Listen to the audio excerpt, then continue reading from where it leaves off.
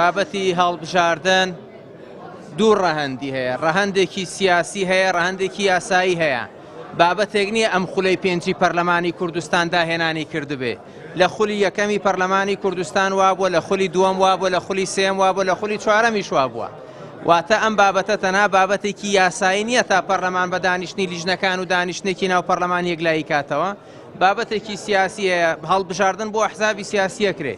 ئەحزابی سیاسی جیاوازی بۆ چوونیان هەیە، هەم لەسەر یاسای هەڵبژاردن، هەم لەسەر کۆمیسیۆن، هەم لەسەر شێوازی باسنەکان. بۆیە ئێمە لە پەرلەمانی کوردستان نامانەوێت ببینە هۆی تێکدانی دۆخی سیاسی کوردستان بەوەی کە تەنها بابەتی سیاسیەکەی ڕەچاو نەکەین و تەنها بابەتە یاسایەکەی بێ. بۆیە ئێمە لە پەرلەمانی کوردستان هەوڵەکانی خۆمان چڕ کردەوە لە ڕۆژی 3/11/2021 بە ماوەی چەندین مانگ زنجیرەیەک دانیشتنی سەرۆکایەتی پەرلەمان و سەرۆک فراکسیۆنەکان کرا بۆ ئەوەی لەناو پەرلەمانە هەوڵ بین، هەم لایەنە سیاسیەکەی هەم لایەنە یاسایەکەی سەرکەوتوو بین.